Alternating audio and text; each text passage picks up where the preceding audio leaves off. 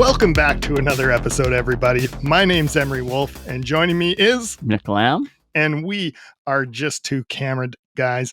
And we're in the same room doing this together for once in our lives, I guess, eh?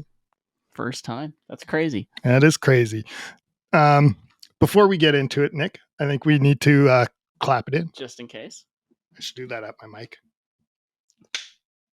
We are actually recording direct to Adobe Podcast and into the camera, so yeah, we'll see how this goes. We're trying new things, expanding our horizons. Yes. And in Nick's room here, we've got toys. So the clapper. There's also a bell over here. No bell. I think that's pretty fun. You can see my list though now. Yeah, what are we doing today, Nick? We are going to draft 5 rounds, the top or our favorite YouTubers / photography YouTubers, video YouTubers. Let's wrap like a little context on this. So for the last few years, we've been working with Connor Bedard, the forecast number one overall draft pick in the NHL this year. So why don't we make our own little camera draft, I think, right? Yes. So that draft's going to happen soon. So this is our draft. Yeah, our top 5 video YouTubers, photography YouTubers. So we're picking 5. We're drafting 5 guys. I think 5 guys. Yeah. Okay. We've both written down like a bunch of names. I've got mine on my phone. Nick has his but you can on see. his. That's all right. What? Oh, that I can see. It's supposed to be a surprise to me. Well, no, it's all right. It's all good. All right. Dude, are we going to go like back and forth with drafts? Okay. And should it be like, well, who goes first then? Like, how do we decide who gets the Connor Bedard draft? Well, no, let's flip the coin. I like that. Flip the coin, flip the lens cap? Yeah. So 82. I get it. Nothing, you get it. Okay. So should I just flip it onto the desk and let it... What if we smash this thing? It won't smash. Do you need this for anything? Nah, it's that lens. It's on the camera. All right, perfect. Let's go. It's you. Yeah. So now I'm on the clock. You're on the clock. I feel like we should have had like a buzzer or something. Oh man. We are also doing this at midnight on a Friday night. It's very late. Probably we not just finished filming sledge hockey. Yeah. The Worlds. The Worlds. We were like the deal. It's kind of crazy. Yeah, brought us in when nobody else could make it. Yeah, we were the only 2 newbies tonight too. That's pretty funny. Do I need a team name? No. No? Yeah. All right. Well, I think much to your dismay, in my my first overall pick in 2023. Yeah. That's what year it is, right? It is, yes. Okay. What I'm going to have to go with for favorite YouTuber or on my team is Peter McKinnon. What's up, everybody? Peter McKinnon here. Welcome back to yet another 2-Minute Tuesday. So good to have you here and see all of your smiling faces. Let's throw 2 minutes on the clock. A little spin just to stress some people out there. You have to. I think you have to. But is this skewed a bit too because we're Canadian? It's Canadian. Like, do we see more of Peter's videos because we're Canadian? I don't think so. Because I think he unfairly gets criticized amongst professional videographers too much. I've never seen him really get criticized. I see it. I hear it sometimes. So I don't want to call it any names, but people will say, "Oh, I could do what he's doing. It's just that he's whatever." But no, he's really good at what he does. He's really good at talking on camera to you. He talks to you. He's just the camera. He talks to you, and I love that. Yeah, he's a really, like hypothetically too. Like I think if you're drafting this, you're gonna look at numbers. Mm-hmm. Like I think you want a guy with big numbers. He's the Connor McDavid of YouTube, I think, when it comes to camera guy. Like, is there someone with more followers?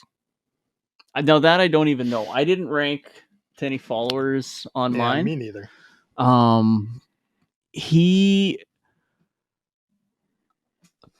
I think I texted this to you. I would watch Peter McKinnon if he had a YouTube channel about gardening. Yeah. Because he's that engaging. He is. He's just that engaging of a person. I would pretty much, and he does do his other stuff. Like he's got his him and Maddie thing, sit down. A lot of his videos lately are more, I'm going to call them lifestyle videos. They're talking about what he's doing, which happens to be film right now, which is also something I like. So it's been ringing well with me.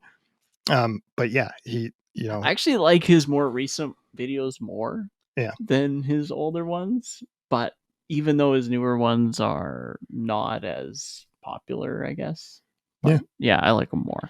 And like I think we're like past the point where, like, for me especially, like when I started out watching these things, I was looking for, how do I do this, or how do I take a waterfall photo? Yeah. And that's when I would have fallen into like the Peter McKinnon of the world, and I would have learned something from him then. Am I actually learning anything from him now? Maybe not. But again, I'm still watching every single video he puts out. Mm-hmm. So Peter McKinnon, that's my first overall pick. It's a good pick. Who are you going with? Second round? So my pick, though, is still first round. Just second overall. Second overall. First round, second overall. Sorry. You're right. First round, second overall. I'm going with Casey Neistat. Anytime you want, you just step outside and a story just smacks you in the face. Hey guys! And like what that means to me as like a filmmaker, a guy that loves stories, like it's my whole world. I love this city. Okay, that's an interesting Have you watched one. much Casey Neistat? I don't. Okay. And this isn't, I don't really consider him like a camera person. Mm-hmm. And I don't know if that's right or wrong. Again, I don't watch much of him. He makes mini films, which you would call a vlog, I guess.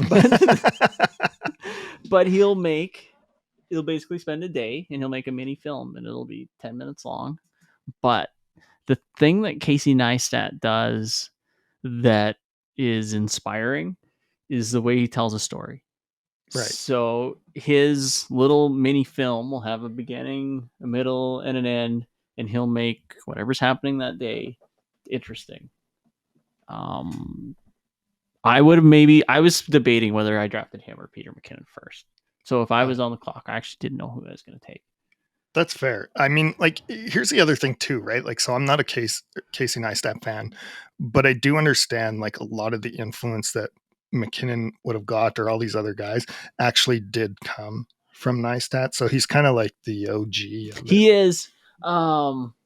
He hasn't been as consistent lately as Peter McKinnon, so he's not making as much content. But the thing I love about Peter is actually a similar thing that I love about Casey. I like their location. So this is actually going to come later on with the draft pick. Oh. I like how Peter McKinnon's based out of Toronto. I like how Casey Neistat is New York. I love seeing the New York scenery. I find that interesting. Well, there you go. A bit about storytelling before we move on to the next one. I'm currently reading a book that I actually think you might find interesting, and it wasn't what I expected. Okay. So the name of the book, or the title, is A Swim in a Pond in the Rain. Okay. So what strikes you about that title? Sounds artsy.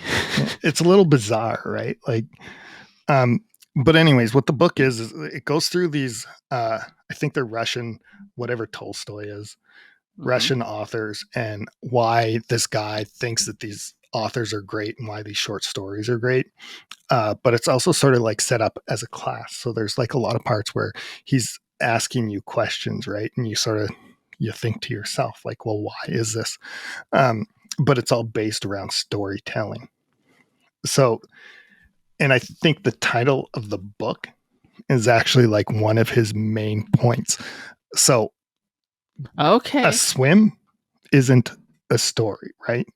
Everybody goes for a swim. Mm-hmm. Well, where are you going to go swimming? You got to go somewhere. He states a pond.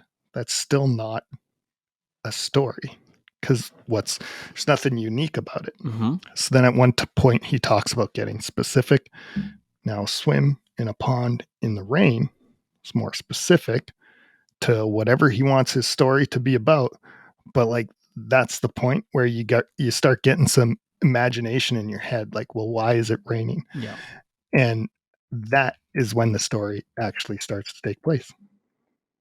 Anyways, Yeah. an interesting book. I think you might like it.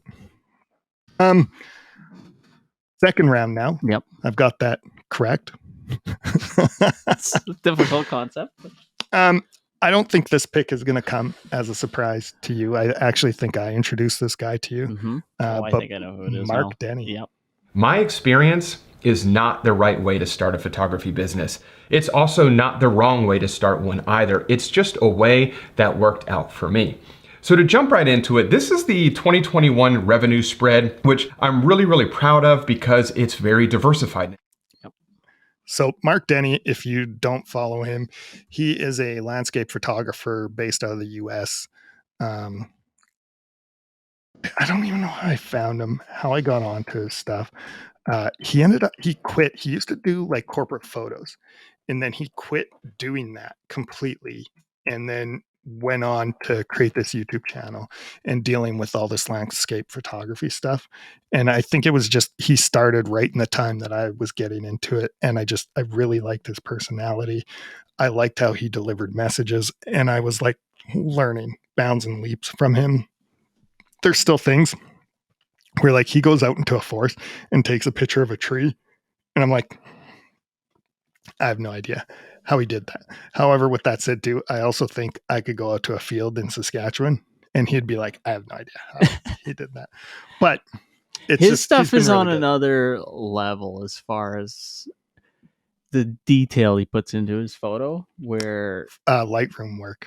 Yeah, and he'll just take his little tiny sliver out of one, and then he'll change his focus and use the focus from that photo, or he'll take the same photo at a different time of day and add a different part of that one to it. Or if you really want to learn Lightroom, he's great for that. I think he's like one of Adobe Lightroom's ambassadors as well. And he does like training courses and stuff with it as well. So if you ever end up at some event, he might be one of the instructors for it. And here's the weird thing too. What I actually got from him too was a bit of like validation in my own work. Cause I'd always like question like how much editing is too much. And I was going in and I was doing these things that I would kind of like consider sneaky, grabbing this little part and brightening it up or whatever. And then, lo and behold, I see him doing it. And I'm like, oh, this is just what people do then, right? So it kind of validated myself, which was kind of nice. So question about him. So I haven't watched a ton of his stuff, but he was kind of telling his story of going from, okay, I'm going to try to make a living at landscape photography. Is he carrying on that, or how's his channel progressed? I shown you this, and I actually think this is probably what attracted him to you initially, was that he was breaking down his revenue streams, what he was making. He was like literally showing you everything, what he was actually making at what. And like his first year was just atrocious. And he was like, I was like ready to just throw it all in and go back. But he's like, in the last year I made, or the last portion of that year is when I made all my revenue, and that's what kept him going. And then he just kept growing it from there. So I think he's done 3 versions of it. So his next one will be 4, which I think should happen this year sometime. I imagine he'll do it. Nice. So ready for number 4? So number 3, Mark Denny. Yeah. All right. Number 4, Make Art Now. You asked me how I shot anamorphia almost entirely by myself. Simple. I built the right tool.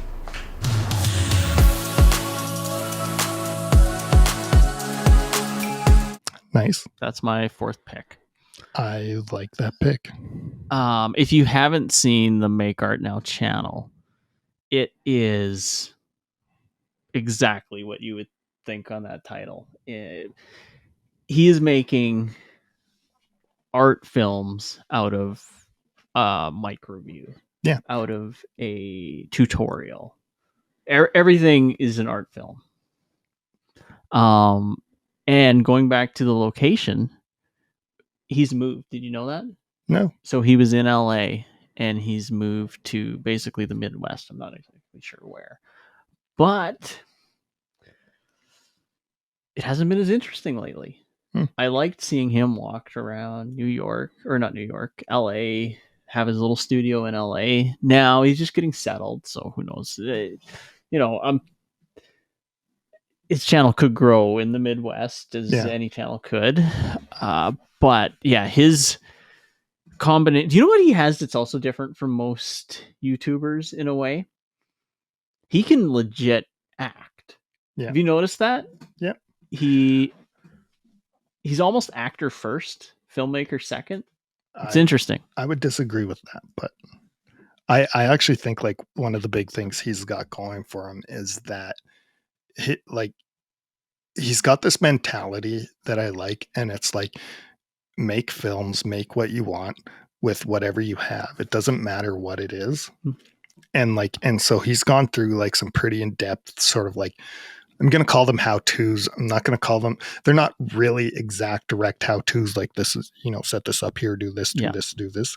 But they sort of give you like the idea like, and they inspire you so that you're like, I can do this.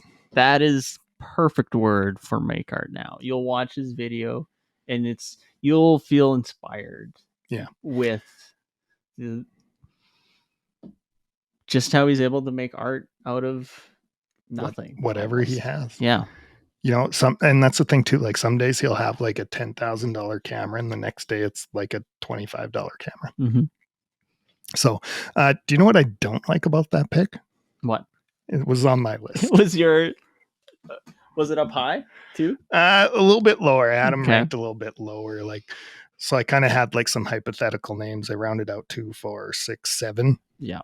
So, and he was technically sitting at 6 for me, but it was kind of like you could throw him around. Yeah. I'm happy taking him 4. Could have gone as high as 3. Yeah. Interesting. Round 3? Yeah. Let's go. All right. Round 3 for me. I don't think this is one that many people know. I don't know how many followers he has.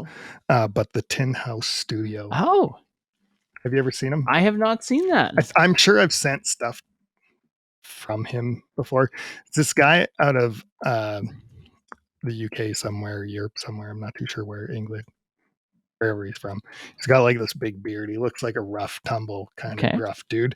And he also kind of acts and talks like it. So like there's no BS. And it's very direct about things. And it's like he'll deal with things like, how come you're not making money? And he'll basically be like, because you're not trying hard enough.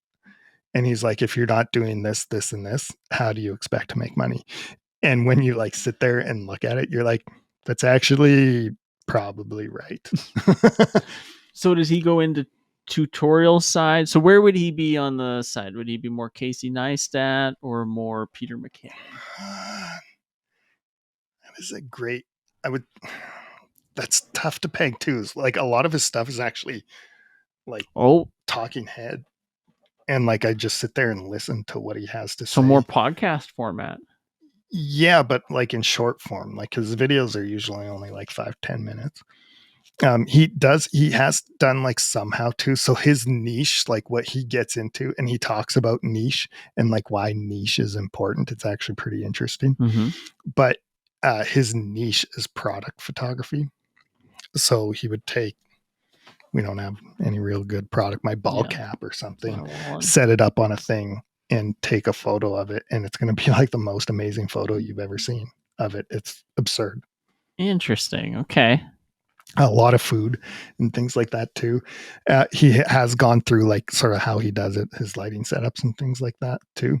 He uses like a Canon 5DS.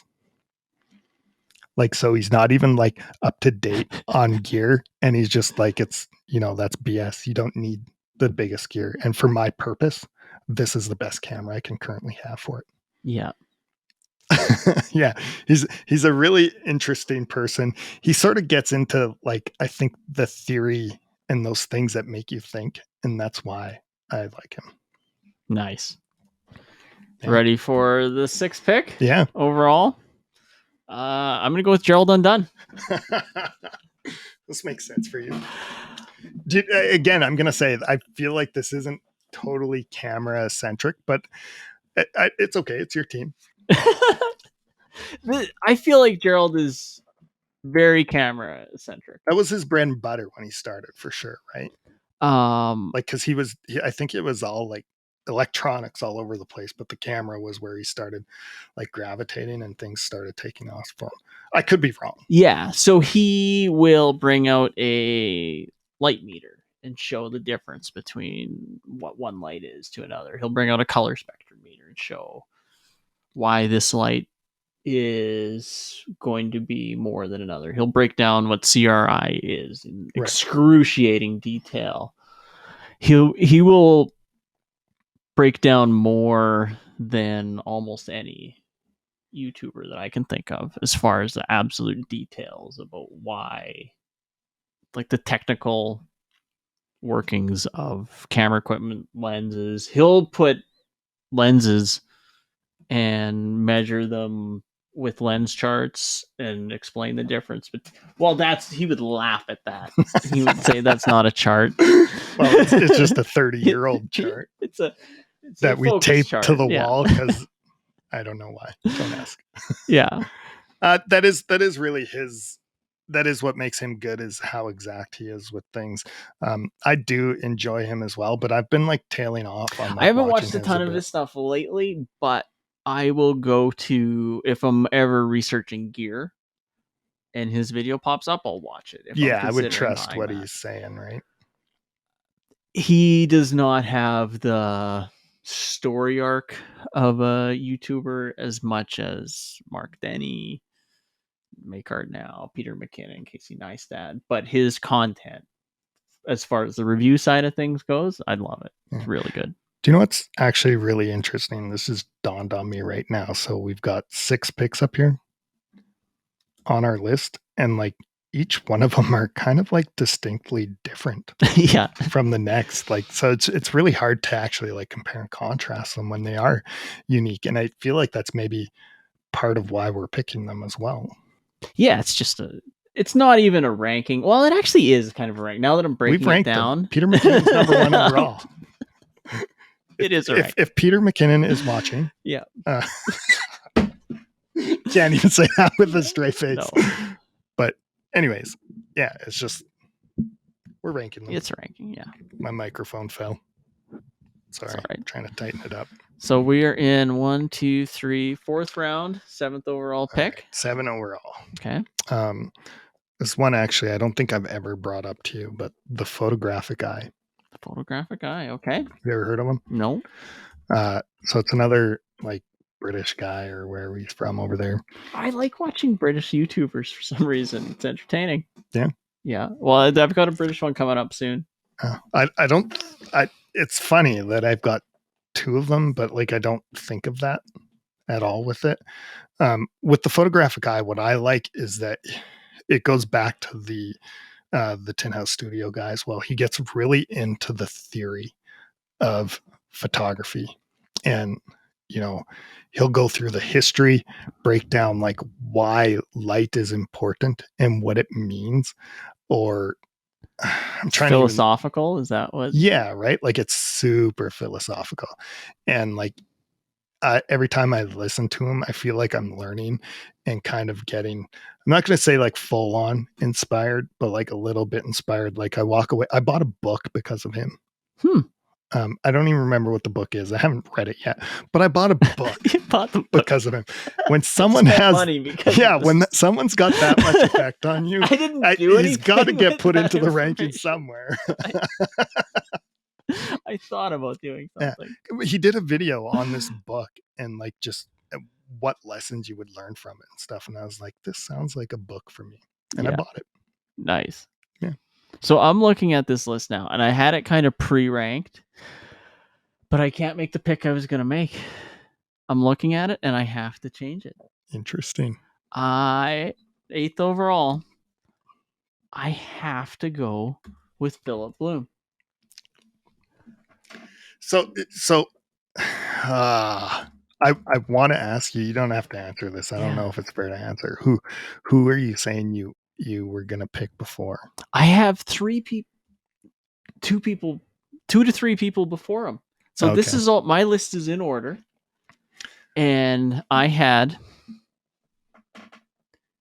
Cinecom.net. Have you seen Cinecom? I love it. It's Jared. He's Honestly, so funny. it's new to me. I've seen a few of them just very recently, though. He's great. I had Potato Jet ranked above him, but I have to go with Philip Bloom.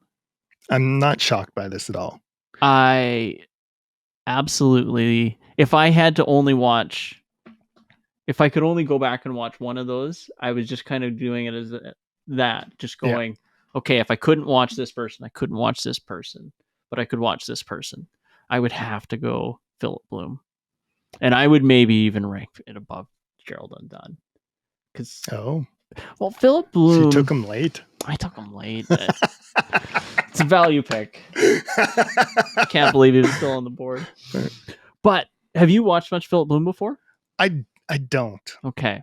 So what Philip Bloom will essentially do is, in a weird way, is similar to Make Art Now, kind of, where he will be reviewing something, but then tell a little mini story and shoot a little mini film while he's doing his camera review. And Philip Bloom will just sit on a shot, and it'll just sit there and not even move the camera, just let it breathe, and then cut to another shot. And just let it sit there. It's a different pace. And his pacing I love his pacing because it's slow and it's interesting and it gives you time to process what's happening. And he's British. I haven't watched a ton of Philip Bloom lately. I will give you that. But he doesn't put out all that much. He doesn't put out that much. And I think that's like part of the reason that where I lose interest a bit, I think. Because the stuff doesn't pop up on my feed. Yeah. So I have to actively search out a Philip Bloom. Which isn't a bad thing either. Yeah. And I shouldn't say they're all reviews because he'll do little mini documentaries. They're fascinating though. He'll just go and interview people. So he'll just go shoot. He went into one is like an old camera store. It's one of his older ones. Have you seen that one? Maybe. And he just shoots slow paced B-roll in the shop. Just gets a nice shot and gets another nice shot. And then he'll talk to the person. In the time I've known you, you've brought up Philip Bloom a lot. And you're like a fanboy. Yeah. And I've never ever gotten into him despite all this time you've talked about him. Yeah. But I knew he was going to be on your list somewhere. And I'm surprised it took this long. I'm surprised too. I have some regrets about my list. Philip Bloom is one of them. I have some regrets. I couldn't put him above Make Art Now because his stuff is just revolutionary. But if I'm going, I wouldn't have criticized you to put him before Make Art Now. If I'm going by my new criteria of which person, if I just kept reducing, okay, now I can only watch them. And then take away the person below and I can only watch them. Yeah, it might have been my second overall pick. Yeah. But I mean, he would have been someone I would have never taken either, right? Yeah, I knew he was going to be on the board. So that helps. All right. So this is my last pick. Yep. My last 9th pick. overall. I'm going off the board again. Yeah. It's a person by the name of Willem Verbeek. Whoa, Willem. How I got into him was when I started getting into film and redoing things. I was looking up for specifically like how to process color film, which I screwed up my first time. A film guy. Yeah. Film only. Nice. So, and he had given like a really good tutorial on it. And I was like, oh, I kind of like this guy. He's a young kid too. Like I swear he's half our age. 37. Yeah. No, I'm sure he's in his 20s, man. And he's doing this, and there's again, it's that personality. There's a nice calming way about him. You know, you get that feeling like he's not lying to you about things. And so not coming in. All right. Back to and you know, when you watch him do his thing, like he's really honing his craft and you feel like you're moving along with him through this. And yeah, he seems like a guy I would want to hang out with and develop some film, you know, and then have a beer after and discuss it.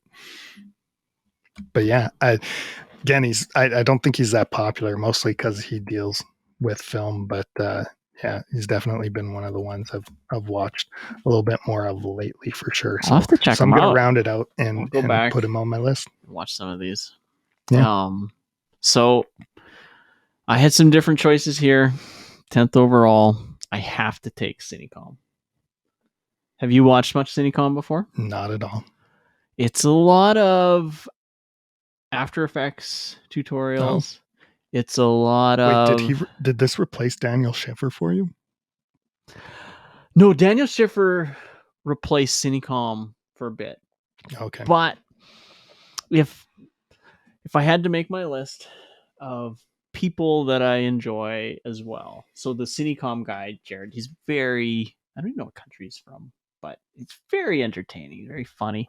And they've got the recreation shots where they'll take a shot from a music video or from a movie and they'll recreate it with people from their studio. And it's just so funny. It's just so funny every time he does, because he's always putting in these weird jokes and stuff. And when it's you just very like entertaining, comedy, though. Well, I like to laugh. It's fun. Let's do some quick talk about some honorable mentions. I Okay. think we both have a few here. I've got one that I kept going back to, and this I just couldn't. I just kept thinking I could live without him. I like watching his stuff, but I could live without it. This is maybe an unpopular opinion. Jared Polin. I'm not sure it's unpopular, but he was on my list too. I literally watch almost every I've video. watched so he much of makes his stuff too. But yeah, if he didn't exist, whatever. I know like what? his news updates. You know what I think it is? It's because he's a direct contrast to Philip Bloom. But he's funny. He's funny, but it's the constant putting up stuff on the screen. It seems too much, a little overbearing, much. right? And we actually, if there's been one person we have made fun of the most on this show, it's been him, realistically. Yeah, but I can't take it away from him because he does love photography. Yeah. He knows what he's doing with photography, and he loves staying up to date with photography. So yeah, and the fact that two idiots north of the border are making fun of him, like, that means something. He's got to be doing something right. Even like, no bad, no, can't even say that right. There's no such thing as bad press. Like, that's sort of what he's gunning with there a bit with us. You got a few more? Yeah, you want me to list down a few more? Yeah, rip through them if there's anything worth talking about. Matt Hupajapaja? Hapoya. I like seeing him on Peter McKinnon stuff. I like when they work together. Yeah, I would agree. And he's good, but just I could live without it if I was doing my top 10. Yeah. This guy almost made it. Potato Jet. Right. He's fun. I like him as well. He's very funny. He would just be lower tier for me. He's getting up there though. Yeah. Yeah. I used to watch more of him. I watch less of him now. Okay. But again, I think that's more because he does like a lot of review things, and I just don't watch those. Yeah, the review things is tricky. I wish that he would just go and shoot more. Yeah, I don't mind his reviews either. It's just like I don't have a need for it. No, that's exactly it. If he could shoot more and make little films more, it would push it up there. But he is fun. He's funny. Worth watching every time. Along that lines too, for me, like, so Chris and Jordan from DP Review are moving to Petapixel because DP Review, or is DP Review still going? I thought like there was talk, whatever happened with it. Anyways, two Canadians from Calgary.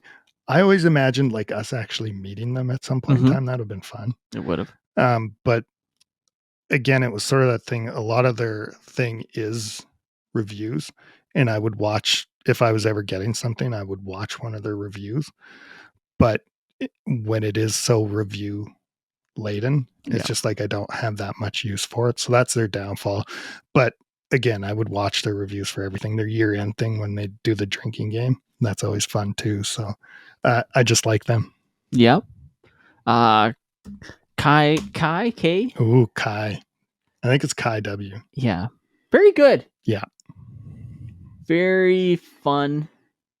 I had Funny. him on my honorable mentions list as well. Just don't watch enough of stuff. Yeah. I think he's a little more entertaining than the rest of them, but still doing the same thing, right? Like it's again more product review things, but he does it in a fun way. Mm-hmm. Yeah. Just didn't make the list. Don't know what to say. Do you got any more? Oh, I've got tons. Okay, here, I'll run through my last one then. My last one, Film Riot. Okay. I just haven't seen enough of their stuff lately That's fair. to make the list, but and I don't have as much use for it anymore either. It happens. I'm going to go through mine. James Popsis. That is. A little bit niche. He's another landscape photographer. He does more like story-driven stuff. It can get a bit boring, but I still like him. It's fun. Camera Conspiracies, another Canadian. Ooh. Do you know him? No. Sounds interesting though. It's fun. I don't know if you'd like. It's funny because he's like one of the more fun ones that I took off my list. But he basically just makes fun of stuff. Okay. Or at least that's what he excels at. He does do like camera reviews, and they're kind of legit, but he kind of also makes fun of them while he's reviewing them. And it's. I like the idea of this. Okay, I'd have to see it, but what I'm thinking in my head for it. Are they making up some conspiracy? Are they talking about actual conspiracies? No. He more or less makes fun of it. He'd be like, so Pentax came out with a new camera. They put a 50 millimeter on it, 2.8. I mean, I don't know why they wouldn't put a 1.4 on that. Who wants that? And that's just sort of how he rolls. So he's kind of funny. Was that really Pentax's new lens? I don't know. I was making up stuff. For all I know, he's making up stuff too. I don't know. Gordon Lang. No. I think he's like connected with. I don't know. One of the pages of cameras stuff, but he does like some reviews. Just seems like he does a really thorough review of things when they come out. And I think he's very trustworthy with it. So again, a good review one is him. Lizzie Pierce. Okay. So Lizzie Pierce actually did not make me buy anything, but got me on to Upbeat. And I use that now. It's a free music software thing. I've actually met with like the Upbeat people at one point in time, which was actually pretty interesting. They're just trying to figure out like why I'm using it, what type of client I am, what should they be focusing on. They're looking at ways to make more money as well, right? So there was questions on that as well. How would I feel about them doing this or whatever? But yeah, it was kind of interesting. If it wasn't for Lizzie Pierce, wouldn't have had that. So have some respect for her. Do you know who I didn't put on my list? I think her name's Caitlin Brown. She is a wedding photographer, does some stuff. I really liked her stuff as well. But I never actually had her on here. F Stoppers was one. Tony and Chelsea Northrup. Do you ever watch their stuff? I've heard of them. Or do they do some of the skits? No, they do I'm going to call it like camera news. But did they do the Pentax coming to the party and then Canon comes to the party and then? No, that's I don't know who that is. That's one. So that's one that like everyone tells you to listen to, except I never watch their stuff. Thomas Heaton is another. He's kind of like James Popsis. Sean Tucker also in that same realm. But I got two on this list. I'm curious what you think of them. Okay. One of them is B&H Photo. Yeah. I don't think people actually consider that. No, I wouldn't as much. Consider that. It's a whole group of people, but I think they do a good job with everything that they do. And I'm on their email list. I watch a lot of what they put out, whether it's new products, whether it's a how-to or whatever it is. I usually Have you ever been to Tune into BH them. Photo? I have BH? not. It's fascinating. So it's in New York, Right. and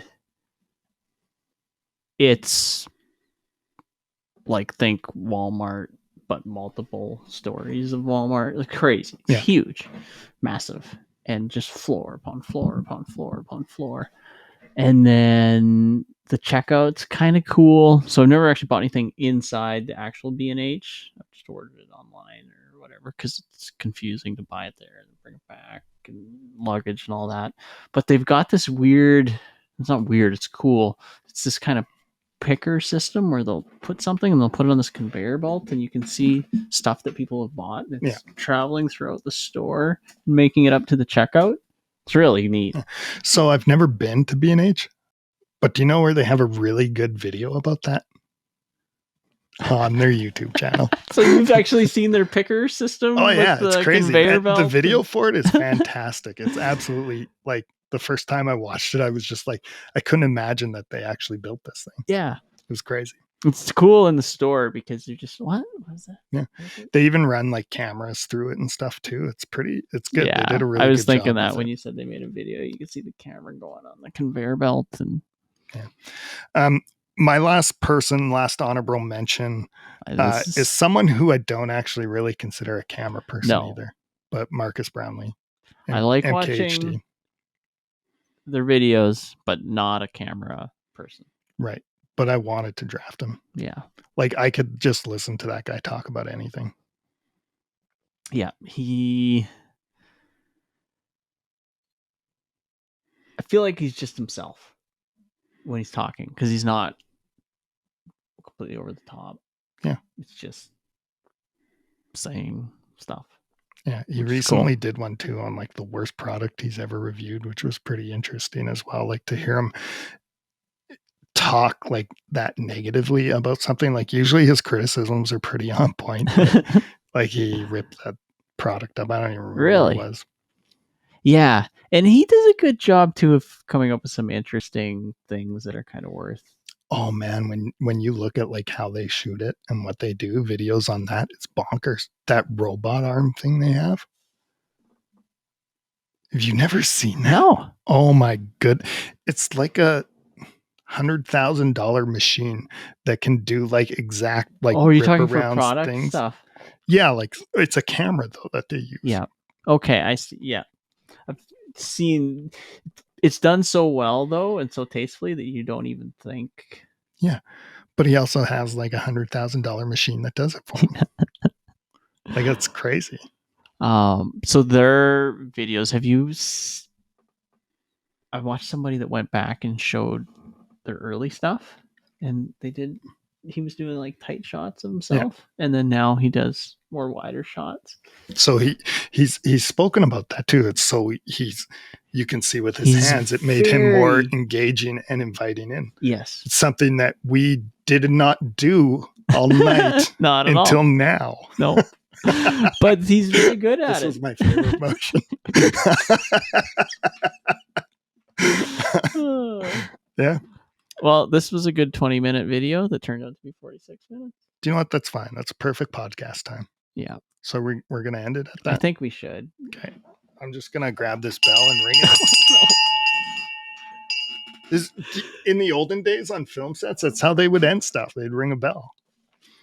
Like, you know that stuff like this, the window? Do you know what that meant? That's the last shot of the day. Right. But like how did it become the window? I have no idea. So back in the olden days, the window would open on the last shot of the day and everybody would go and collect their paychecks. Oh, really? Yeah. And did you know why it was that Abby Singer was the second last shot of the day? No. Neither do I. Oh, good stuff. Anyways, you know what? Thanks for joining us, Nick. It was good to finally get together and actually do something. We talked about doing this for a while. Something else we talked about doing for a while is a meetup, which we did like 2 weeks ago. We just didn't tell anybody. And one other person was there. Ryan. We didn't tell anybody. Yeah. We just told us and Ryan.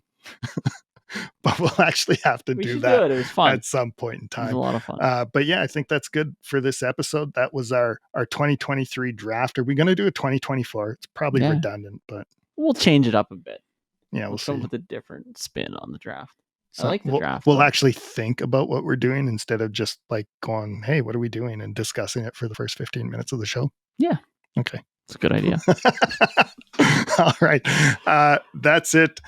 Thanks for joining us, everybody. Have a great night.